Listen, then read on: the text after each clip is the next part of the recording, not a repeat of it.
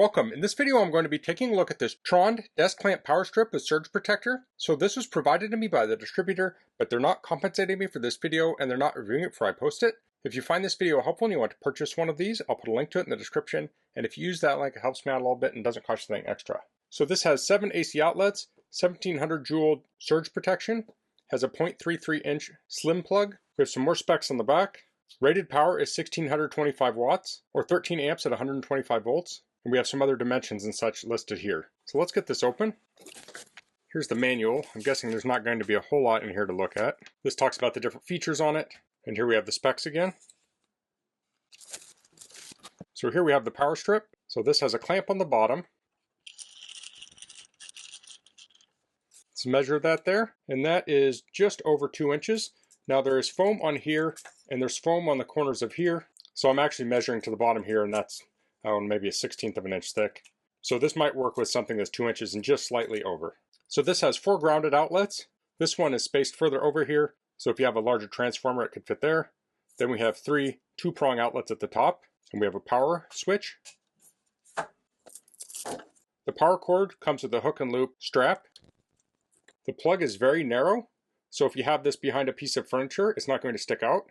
The cord is around 6 foot. So I wanted to show this on my bench. Now let's head to my desk where I'm going to install this and take a look at it there. Okay, we're here at my desk. So this is about 1 inch thick.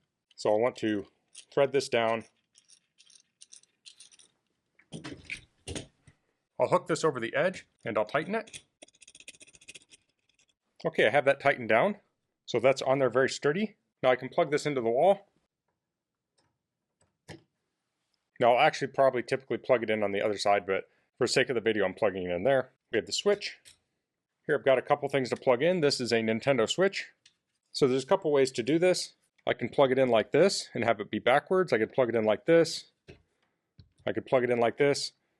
Now if I plugged it in like this, it's going to cover that, which might be fine if you're not using it. You'll just have to use your own judgment.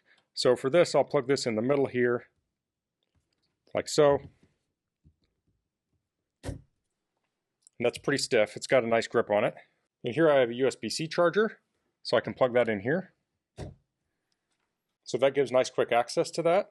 And that leaves me with a number of other slots there to plug things in. So I really like this style of power strip. Now this is on a computer desk. Typically on a computer desk, I wouldn't be plugging the monitor and computer into this. You absolutely could, but I will typically plug those in below. And a power strip like this is one I would use for things that I might plug and unplug on a regular basis. For instance, if I had a laminator, I could plug that in here, maybe a label maker or other office equipment. Having it on top of your desk means you don't have to crawl under your desk to plug things in. This could work great on a craft table. Maybe you have a hot glue gun or a Cricut or some other craft item that needs to be plugged in. Maybe you have battery chargers. I think a power strip works really well for those types of things. When you don't have anything plugged into it, it also looks very sleek and it's not going to fall off the desk. So if you're looking to organize and clean up your office, I think a power strip like this is a great option.